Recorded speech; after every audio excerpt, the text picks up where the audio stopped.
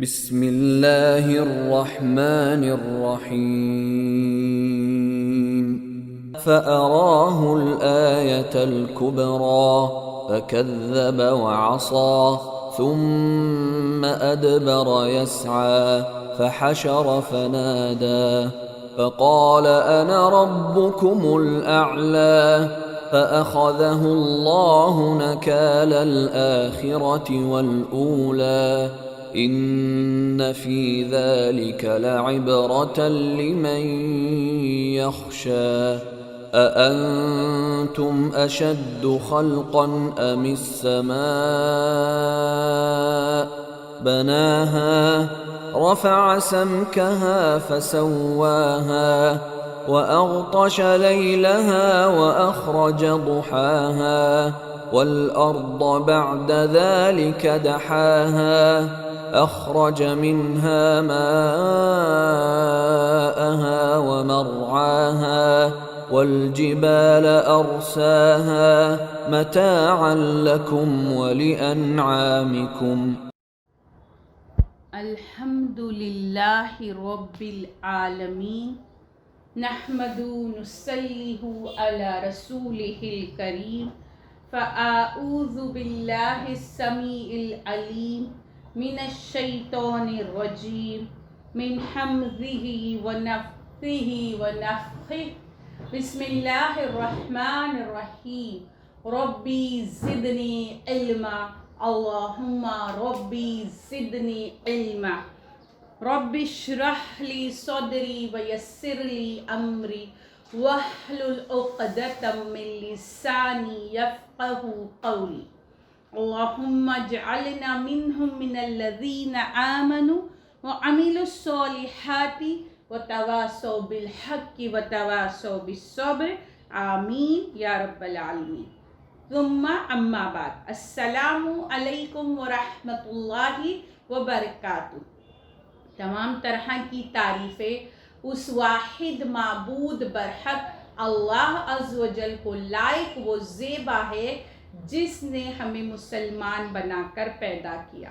لاکھوں کروڑوں ہزاروں درود تمام انبیاء اور خاص کر آخری نبی پیغمبر مصطفیٰ صلی اللہ علیہ وسلم پر اور ان کی آل اور ان کے اصحاب پر لاکھوں کروڑوں ہزاروں شکرانے کے سجدے اور سر تسلیم خم اس واحد معبود برحق کے آگے جس نے ہمیں توفیق دی کہ ہم قرآن کو سمجھ کر پڑھ سکے ورنہ ہم اس کے اہل نہ تھے۔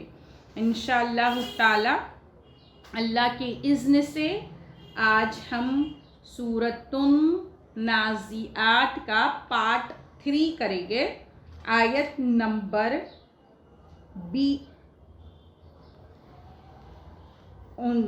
سے آیت نمبر 20 آیت نمبر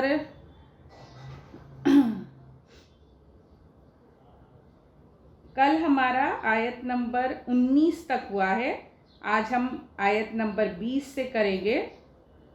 بسم اللہ الرحمن الرحیم فَأَرَاهُ الْآیَةَ الْكُبْرَى فَأَرَاهُ اس کو دکھائی آیتہ نشانی الکبریٰ بڑی، مطلب موسیٰ علیہ السلام نے فرعون کو اس کو بڑی نشانی دکھائی۔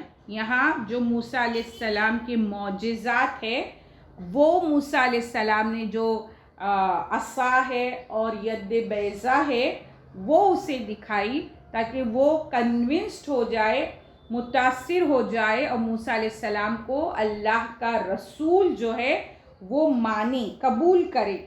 تو وہ تمام جو معجزات تھے وہ موسیٰ علیہ السلام نے جو ہے جو سانپ لاٹھی کا جو سانپ بن جانا وہ دکھائے تاکہ وہ موسیٰ علیہ السلام پر اور اللہ پر ایمان لائے، یعنی انہوں نے اپنی پوری جو ہے حجت تمام کر دی، اپنا پورا پیغام جو ہے اسے صحیح انداز میں پہنچا دیا۔ اس کے بعد فرعون نے کیا کیا، وہ آتا ہے آیت نمبر 21 میں، سب کچھ دیکھنے کے بعد اپنے آنکھوں سے فرعون نے کیا کیا؟ فَكَذَّبَ، اس نے جھٹلایا، وَعَصَىٰ، اور نافرمانی کی. اس نے جھٹلایا اور نافرمانی کی. مطلب کس چیز کو جھٹلایا؟ موسیٰ علیہ السلام کے پیغام کو جھٹلایا. اور نافرمانی کی کا مطلب کیا ہے کہ اس پر جو پیغام کو قبول کرنا چاہیے تھا اسے قبول نہیں کیا، اس کا انکار کیا. تو یہ کیا ہے؟ وہ نافرمانی اور وہ جو تکذیب پر اڑ گیا. اتنے واضح، اتنے کھلے دلائل دیکھنے کے بعد بھی اس پر کوئی اثر نہیں ہوا. پھر اس نے کیا کیا؟ آیت نمبر 22 میں ثم، پھر ادبر، پیٹھ پھیر کر چلا، یسعی، دوڑتا ہوا. پھر دوڑتا ہوا پیٹھ پھیر کر چلا. ادبرا جو ہے دوبرا سے ہے، دوبر پیٹھ پیچھے کے حصے کو کہتے ہیں. اب کیا کیا اس نے کہ پہلے تو جھٹلایا، پہلے تو نافرمانی کی، اب پلٹا اور پیٹھ پھیر کر جو چلا ہے، مطلب یسعی ہم کیسا کرتے؟ سعی، دوڑ دھوپ ہے نا، ہم سبقت لے جانے میں، جلدی کرنے میں. تو اب یہاں جو یہ کیا، یہ جو دوڑ دھوپ کس چیز کی ہے؟ یہ ہے مخالفت کی. مخالفت میں وہ کیا ہو گیا؟ سرگرم ہو گیا. اس نے موسیٰ علیہ السلام کے خلاف جو ہے پروپیگنڈا کرنے میں، اسکیم کرنے میں اب دوڑ دھوپ شروع کر دی. وہ کیا تھی دوڑ دھوپ؟ ہم دیکھتے ہیں آیت نمبر 23 میں فحشر، پھر جمع کیا، فنادا، پھر پکارا، پھر لوگوں کو جمع کیا، پھر پکارا. اب اس نے کیا کیا؟ لوگوں کو پکارا اور لوگوں کو جمع کیا. اب لوگ میں کون ہیں؟ یہاں پر ہم دیکھتے ہیں لوگ میں اس نے اس کے جو ہے جادوگر تھے ان لوگوں کو بلایا تمام جگہوں سے، تاکہ وہ موسیٰ علیہ السلام کو جھوٹا ثابت کر سکے. پھر اس کے بعد اس نے جو بھی اس کے لشکر تھی، جو بھی اس کی قوم تھی، جو بھی اس کے لوگ تھے، ان تمام لوگوں کو بلایا. کس بات کے لیے؟ کہ اب اسے کیا ہو گیا تھا کہ موسیٰ علیہ السلام کا معجزہ جو ہے وہ دیکھنے کے بعد کہیں لوگ موسیٰ علیہ السلام کی جو تبلیغ سے امپریس نہ ہو جائے. تو اب اس کے لیے کیا ضروری ہو گیا کہ وہ لوگوں کو بلائے.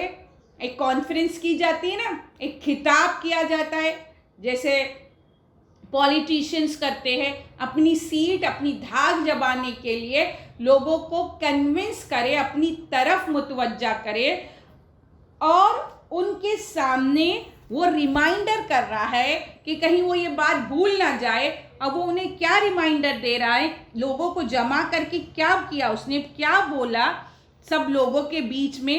فقال، پھر اس نے کہا، انا، میں، ربکم، تمہارا رب، اعلیٰ، سب سے بڑا. پھر کہا میں تمہارا سب سے بڑا رب ہوں. یہ کیا اس نے، لوگوں کو بلا کے کیا کیا؟ ان کو ان کے ذہن نشین کرانا چاہا، ان کو دہرانا چاہا، یاد دلانا چاہا کہ میں تمہارا سب سے بڑا رب ہوں. یہ کیا اس نے. سورہ قصص میں آتا ہے کہ میں اپنے علاوہ کسی کو الہ نہیں جانتا. یہ جو ہے فرعون کہہ رہا ہے. پھر سورہ زخرف میں آتا ہے آیت نمبر 51 میں، کیا نہیں ہے میرے لیے مصر کی بادشاہت اور یہ نہریں جو میرے نیچے بہہ رہی ہے، یعنی دریائے نیل تم کو نظر نہیں آتا؟ میں کتنی بڑی حکومت کا مالک ہوں، کیا تم مجھے رب مانو؟ یہ جو ہے یہ اس کا اپنے آپ کو رب کہنا، لوگوں کے بیچ لوگوں کو بلا کر ان کو ذہن نشین کرانا کہ میں تمہارا رب ہوں، ہے نا. کیوں؟ تاکہ لوگ کہیں موسیٰ علیہ السلام کی تعلیمات سے متاثر نہ ہو جائے، کہیں موسیٰ علیہ السلام کا جو ہے ان پر اثر نہ ہو جائے. تو یہ اس نے یہ ایک جو تھی وہ چال چلی. پھر ہم دیکھتے ہیں کہ یہ جو اس نے اپنے آپ کو رب العالی کہا، اللہ سبحانہ تعالیٰ نے کیا کیا؟ اب ہم دیکھتے ہیں کہ اللہ عز و جل نے جو فرعون کے اس پلان کو ناکام کیا، اور ان لوگوں کے ذریعے ہی کیا کہ جو اس نے جادوگر بلائے وہ خود ایمان لے آئے. تو اس طرح کیا ہوا، یہ ایک جو پلان تھا اس کا کہ وہ موسیٰ علیہ السلام کو نیچا دکھائے یا ان کو جھوٹا ثابت کرے، اس میں وہ ناکام ہو گیا. دوسری چیز اللہ سبحانہ تعالیٰ نے آیت نمبر 25 غور سے اور دھیان سے سنیں. اللہ سبحانہ تعالیٰ نے اس کے اس اپنے آپ کو رب بولنے کی بات کے لیے اسے کیا سزا دی وہ ہم دیکھتے ہیں.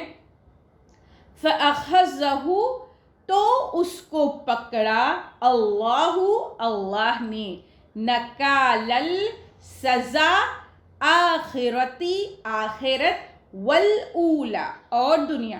تو اللہ عز و جل نے اس کو دنیا اور آخرت کی سزا میں پکڑا.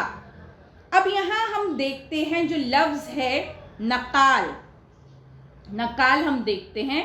نقال جو ہے اس کا مطلب ہوتا ہے، ایک جو ہے ترجمہ کیا جاتا ہے عذاب، دوسرا ترجمہ کیا جاتا ہے نقال اس چیز کو کہتے ہیں جس سے عذاب دیا جائے.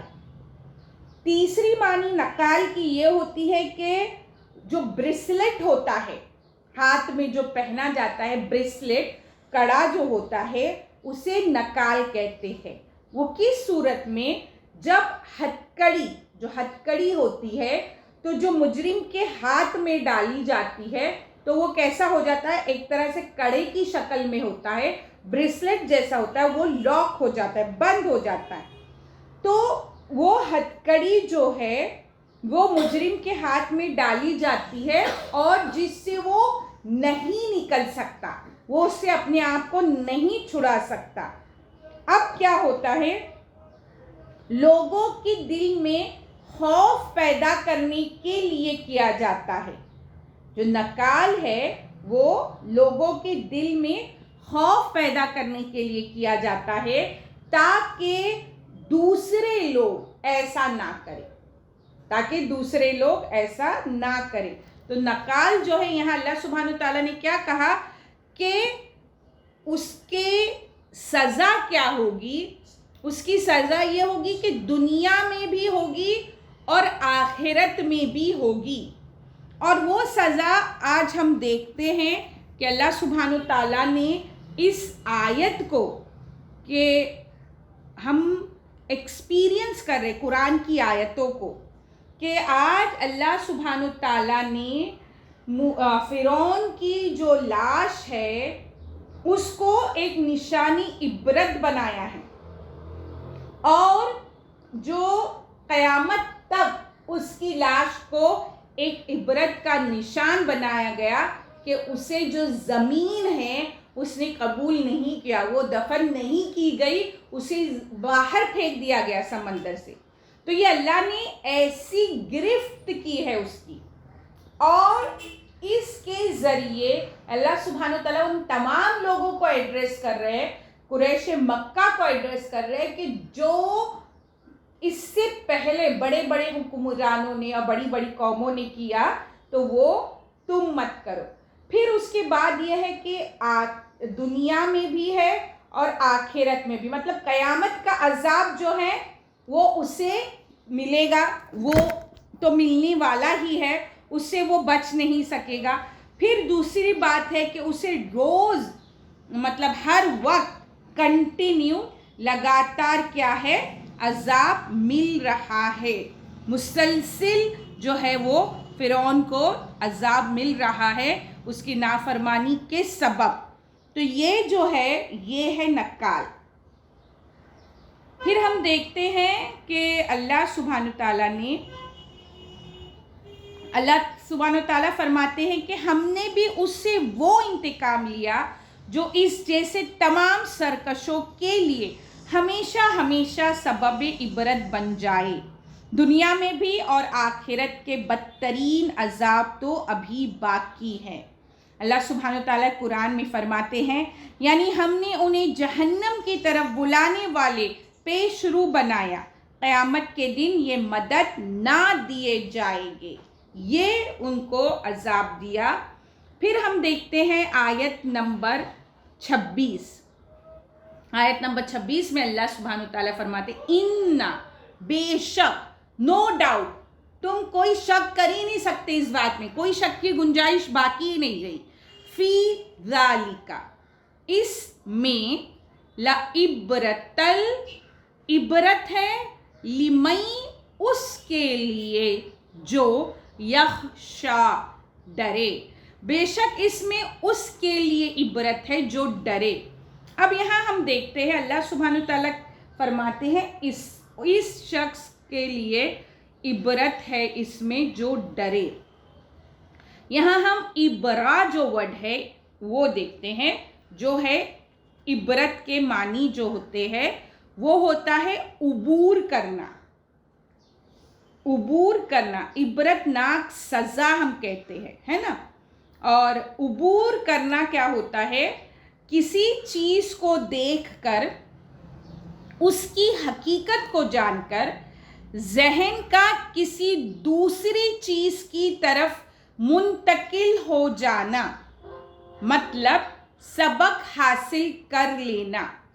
عبرت کا جو معنی ہوتا ہے، عبور کرنا جو ہوتا ہے، اور ایک معنی ہوتی ہے کہ آنکھوں سے آنسو کا نکلنا، یہ ایک معنی کی گئی ہے کہ عبور کرنا جسے کہا گیا ہے۔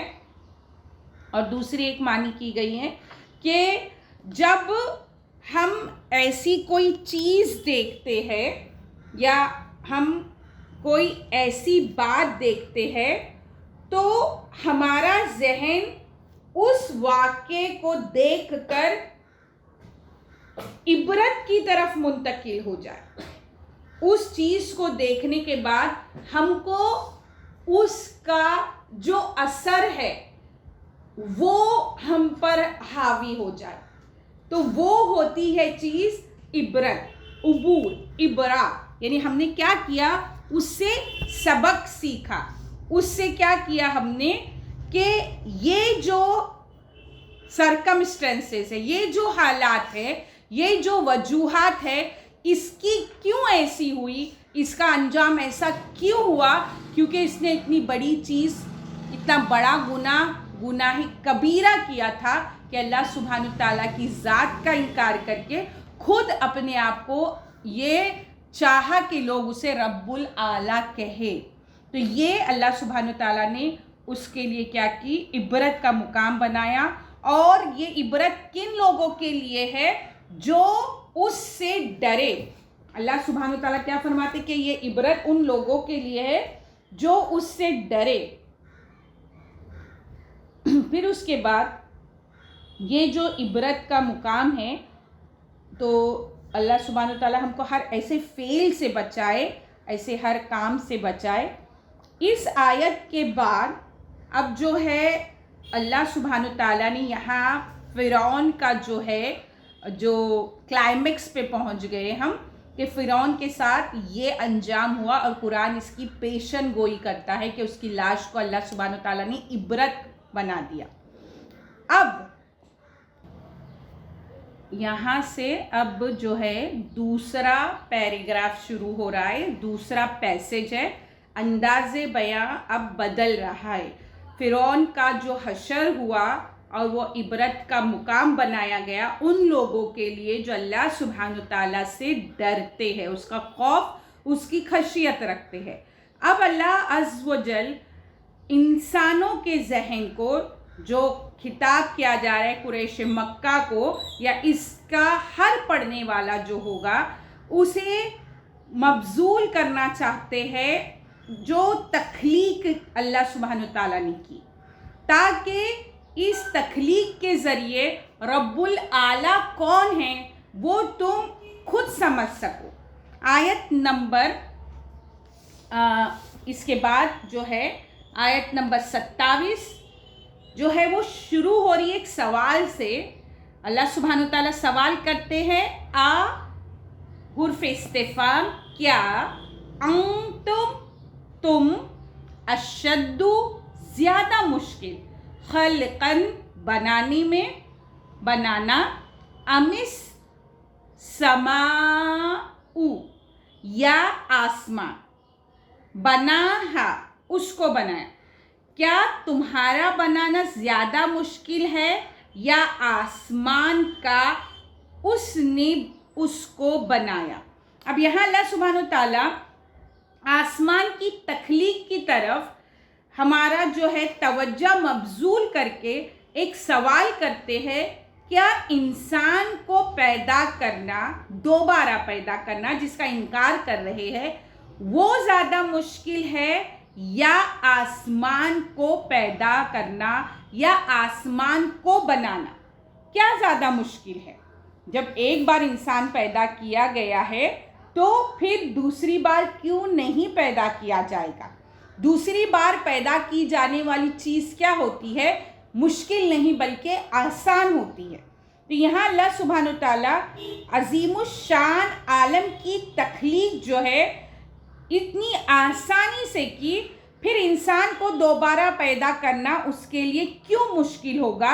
इतनी सी बात जो है तुम्हारी अक्ल में नहीं समाती, इतनी सी बात तुम सोच नहीं सकते, तुम समझ नहीं सकते। तो यहाँ पे हमारी अक्ल को जो है, हमारी अक्ल को, हमारी सोचने समझने की सलाहियत को अल्लाह सुब्हानहू तआला ने क्या किया, उसे इस्तेमाल करने के लिए कहा कि आसमानों में जो कुछ है बेपनाह सब कुछ है खजाने, तो ज़्यादा मुश्किल क्या था कि इतने बड़े बड़े आसमान पैदा किए जाते कि इंसान को दोबारा पैदा किया जाता। फिर अब इस गौर व फिक्र की दावत को अल्लाह सुब्हानहू तआला आगे और बढ़ाते हैं ताकि हम अब आसमान की तरफ मतवज्जा हो। आगे आयत में आता है कि जो आसमान को पैदा किया अल्लाह सुब्हानहू तआला ने, अल्लाह सुब्हानहू तआला फरमाते हैं, ज़मीन व आसमान की पैदाइश इंसानों की पैदाइश से ज़्यादा भारी है। क्या जिसने ज़मीन व आसमान पैदा कर दिया वो इन जैसे इंसानों को दोबारा पैदा करने पर कुदरत नहीं रखता। ज़रूर कादिर है, वही बड़ा पैदा करने वाला और खूब जानने वाला है। तो अल्लाह सुब्हानहू तआला ने अब जो है ये पैदाइश के बाद आसमान की एक और चीज़ बयान की और वो आता है आयत नंबर 28, रफ़ा बुलंद किया, समकहा उसकी छत, फसव्वाहा फिर उसको दुरुस्त किया, उसकी छत को बुलंद किया फिर उसको दुरुस्त किया। अब हम यहाँ लफ्ज़ देखते हैं सम का, है ना। सम जो है कहा जाता है छत को, उसकी जो मानी है छत किए जाती है, मतलब ठीक ठाक करने का मतलब आता है ऐसी शक्ल वो सूरत में ढालना कि जिसमें कोई कुजी, कोई शगाफ, कोई तफाउत, कोई खलल बाकी ना रहे, ये होता है सम का, है ना। अब अल्लाह सुब्हानहू तआला यहाँ क्या बयान करते हैं कि इस तरह आसमान को उसने बुलंद किया है कि उसे एक छत के मानिंद किया और उसमें कोई भी जो है इतनी एक मामूली रत्ती बराबर भी बोलेंगे ना हम, कोई भी उसमें कमी नहीं है। फिर उसके बाद हम अगर अपनी अकल को दौड़ाएं तो हम देखते हैं कि आसमान की बुलंदी का अंदाज़ा जो है इससे किया जा सकता है कि बाज़ सितारे इतनी दूरी पर है कि इनकी रोशनी ज़मीन पर पहुंचने में कई नूरी साल लगते हैं। कई नूरी साल लगते, इतना ऊंचा है, रफ़ा इतना ऊंचा है कि वो ज़मीन तक पहुंचने में क्या होते हैं, बहुत बड़ा एक अरसा दरकार होता है। फिर सिर्फ बुलंद किया नहीं, एक्सप्लेन किया गया, फिर उसको दुरुस्त किया, कहा अल्लाह सुब्हानु ताला ने। अब दुरुस्त किया मतलब ऐसा कि सिर्फ आसमान जो है पैदा करके अल्लाह सुब्हानु ताला ने छोड़ नहीं दिया, उसके बाद क्या कि अजीम शान कायनात की तश्कील दी, मतलब उसे ऐसा आरास्ता किया कि एक आलम बाला की सजी सजाई पुर रौनक बज़्म है, जो हर देखने वाले को गौर व फिक्र की दावत दे रही है। उसमें सूरज, उसमें चांद, उसमें सितारे, उसमें सैयारे, रात के अंधेरे में उनका रोशन होना, और इन तमाम चीज़ों का हर एक अमल जो इंसान के लिए फ़ायदा मंद है, वो तमाम चीज़ें इस चीज़ में आ जाती। तो ये अल्लाह सुब्हानो ताला ने क्या किया, ये सब इंसानों के लिए किया। अल्लाह सुब्हानो ताला गौर व फिक्र की दावत देते हैं कि ये सब मैंने तुम्हारे लिए किया है, तुम्हारे लिए इस आसमान को छत बनाया है। अब एक बात है जो यहाँ बतानी है कि चांद, हम मिसाल के तौर पर चांद देखते हैं, ये सब चीज़ों को एक्सप्लेन करना पॉसिबल नहीं है, सिर्फ एक मिसाल चांद की लेते हैं कि चांद को अल्लाह सुब्हानो ताला ने जो बनाया है, उसके बहुत सारी चीज़ें हमने आज तक सुनी और पढ़ी होगी, लेकिन एक चीज़ जो आज मैं आपको बताना चाहती हूँ कि चांद का वजूद में लाना एक ऐसी ज़रूरत को इंसानों की पूरा करता है कि हमारी अक्ल, हमारा ध्यान उस तक नहीं जाता, और वो चीज़ है कि अल्लाह सुब्हानो ताला ने चांद की रोशनी के ज़रिए फलों में मिठास पैदा की। तो ये है कि हम इंसान उस तख्लीक की, उस चीज़ की जो हमारे लिए फ़ायदेमंद है, उस पर हमारी तवज्जो जो जाए कि कितनी बड़ी हिकमतें पोशीदा है अल्लाह सुब्हानो ताला की इस तमाम तख्लीक में।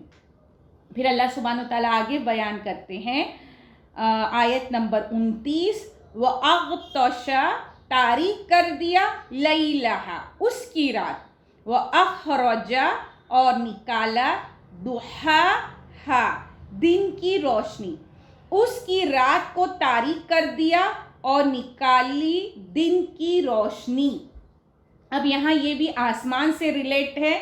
अब पहले तो बताया कि क्या किया, बुलंद किया, फिर समका की एक मानी होती है मोटा, और दबीज भी, वो जो रह गई थी पहले की आयत की, समका जो है मोटा और दबीज भी उसके मानी में आता है। अग़तशा जो है उसका होता है अंधेरा, और दुहा जो है वो होती है धूप, और ये जो है चाश्त के वक्त को कहा जाता है।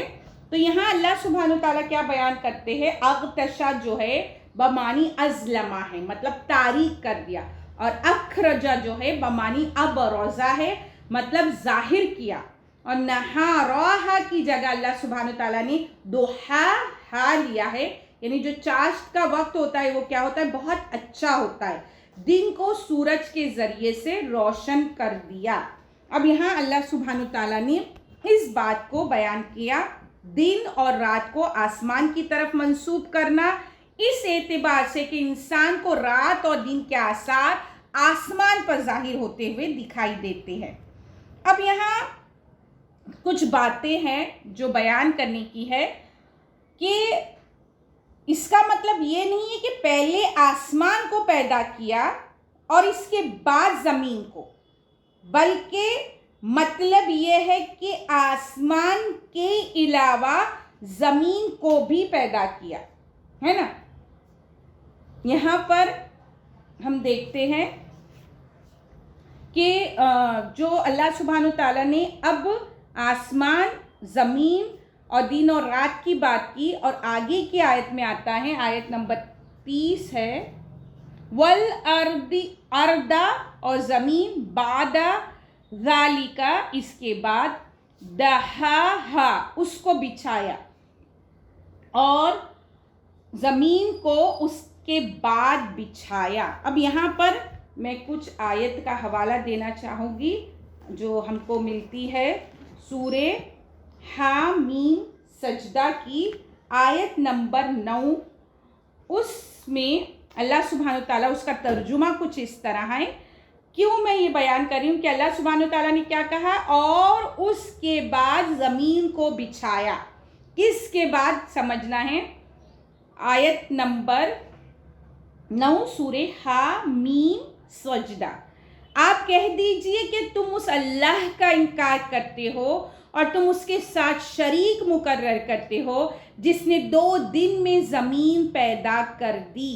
سارے جہانوں کا پروردگار وہی ہے. اب یہاں ہم دیکھتے ہیں کہ قرآن میں بعض مقامات پر ذکر کیا گیا ہے کہ اللہ نے آسمان اور زمین کو 6 دن میں پیدا فرمایا ہے نا. اب جو زمین کو 2 دن میں بنایا یہاں ہم پڑھ رہے ہیں اور وہ دن ہم کو ملتے ہیں اتوار اور پیر. پھر اس کے بعد اللہ سبحانہ تعالیٰ بیان کرتے ہیں اور زمین کو اس کے بعد پھیلایا. دہا ملتا ہے ہم کو. حضرت ابن عباس رضی اللہ تعالیٰ عنہما نے اس کی وضاحت اس طرح فرمائی ہے کہ تخلیق اور چیز ہے اور دہا جو دہن سے ہے بچھانا یا پھیلانا اور چیز ہے. مطلب زمین کی تخلیق آسمان سے پہلے ہوئی جیسے کہ یہاں بھی بیان کیا گیا ہے اور زمین کو رہائش کے قابل بنانے کے لیے اس میں پانی کے ذخائر رکھے گئے. اسے پیداواری ضروریات کا مخزن بنایا گیا ہے نا. تو یہ جو ہے آسمان کی تخلیق کے بعد دوسرے 2 دنوں میں کیا گیا. تو یوں زمین اور اس کے جو تخلیق ہے پورے 4 دنوں میں مکمل ہوئی. یہ حدیث ہم کو ملتی ہے صحیح بخاری حدیث نمبر 4816 میں کہ اللہ سبحانہ وتعالیٰ نے پہلے آسمان بنائے پھر زمین بنایا پھر اس کے بعد زمین کو رہنے کے قابل بنایا ہے نا. پھر ہم کو ایک اور چیز ملتی ہے اور یہ وہاں غور کرنے کا مقام ہے کہ دہا جو ہے دہا وتن دال ہا یا دال ہا وا جو اس کا روٹ ورڈ ہے دہا کا وہ کہتے ہیں دہوتن شتر مرغ کے انڈے کو کہا جاتا ہے. اور جو شتر مرغ کا انڈا ہے اس کا جو شیپ ہے وہ اوول شیپ ہے. اور آج سائنٹسٹ کہتے ہیں کہ زمین جو ہے وہ جیو اسپیریکل شیپ میں ہے.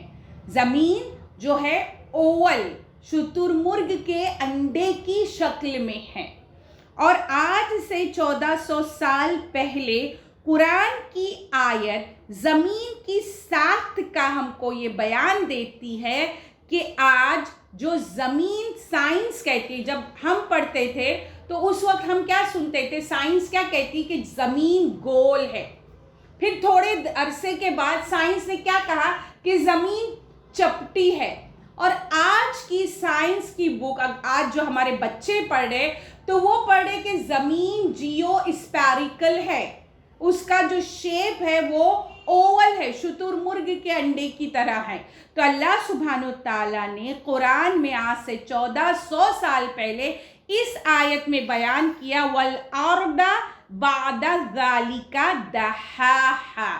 تو یہ قرآن صرف اور صرف اللہ سبحانہ تعالیٰ کا کلام ہے. تو اس کو پڑھنے اور اس کو سمجھنے کے بعد ہمیں بے پناہ اللہ سے محبت اور اس کا قرب زیادہ ہونا چاہیے کہ جو آج سائنس کہہ رہی ہے وہ سائنس نہیں بلکہ قرآن کی آیاتیں ہیں جو وہ بیان کرتے ہیں کہ جو آج زمین کو کیا کہتے ہیں کہ جو زمین آگ کا گولا تھا پھر جب اس کا کرسٹ ٹھنڈا ہوا اور اس کے اندر آگ ہے اور پھر اس کو ہموار بچھایا گیا اور اسے ایسا پھیلایا گیا کہ وہ کیا ہو گئی دہا کا شیپ جو ہے اس نے جیو اسپیریکل شیپ لیا.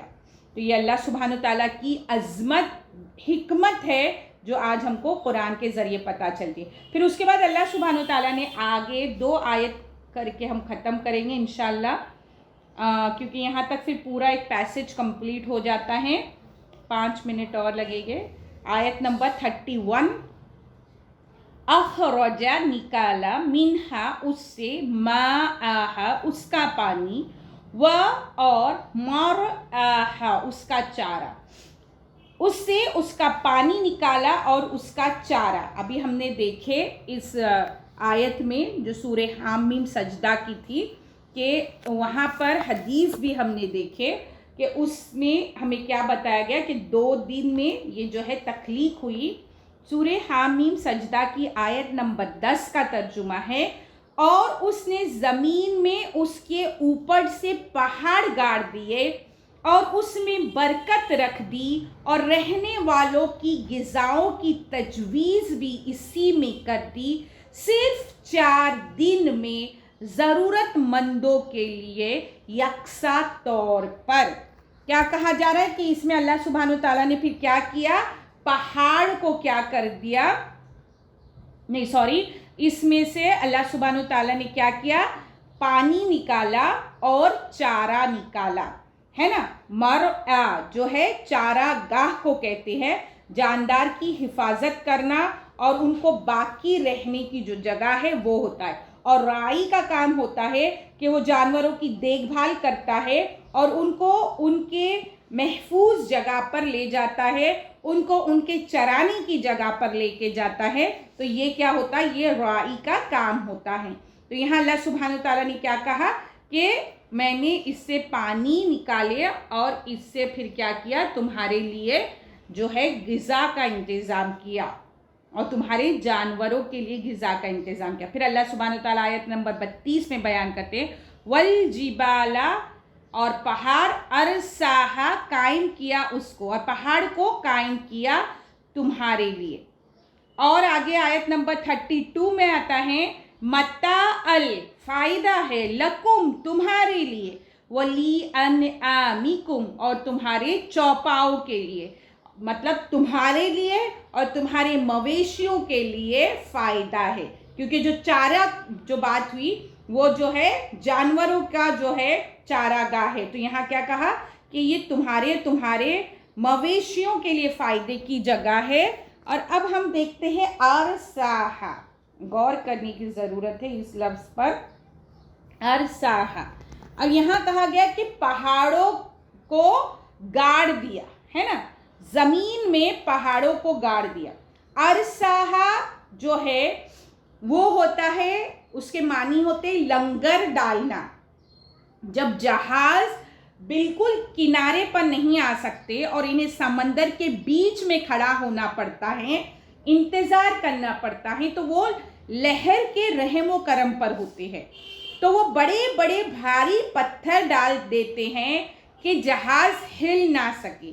اس طرح پتھر جو ڈالنے کو لنگر ڈالنا کہتے ہیں، اسی طرح پہاڑ جو ہے بڑے بڑے لنگر کی طرح کا کام کرتے ہیں کہ زمین کو ہلنے سے بچا سکے۔ تو یہ جو پہاڑوں کو زمین پہ گاڑ دیا گیا ہے، یا پہاڑوں کو زمین پر جو قائم کر دیا گیا ہے تاکہ یہ زمین کو ہلا نہ سکے، اور جو بھی چارہ ہے اور جو بھی چیزیں ہیں اس میں فائدہ کس کے لیے ہے؟ تمہارے اور تمہارے جانوروں کے لیے ہے۔ اللہ سبحانہ وتعالی ہم کو قول اور فعل کے تضاد سے بچائے، بولنے سے زیادہ عمل کرنے کی توفیق عطا فرمائے، اور ہمیں قرآن کی آیاتوں پر غور و فکر اور تدبر کرنے کی عادت بنائے، اور اللہ سبحانہ وتعالی ہمیں اس سے جوڑے رکھے اور ہمیں طالب علم بنائے، اور طالب علم کی ہی حالت میں ہمیں موت عطا فرمائے۔ آمین یا رب العالمین۔ وآخر الدعوانا الحمدللہ رب العالمین۔ السلام علیکم ورحمۃ اللہ وبرکاتہ۔ بسم اللہ الرحمن الرحیم۔ سبحانک اللہم وبحمدک، نشہد ان لا الہ الا انت، نستغفرک ونتوب الیک۔ بسم اللہ الرحمن الرحیم۔ والعصر ان الانسان لفی خسر الا الذین آمنوا وعملوا الصالحات وتواصوا بالحق وتواصوا بالصبر۔ آمین اللہم آمین۔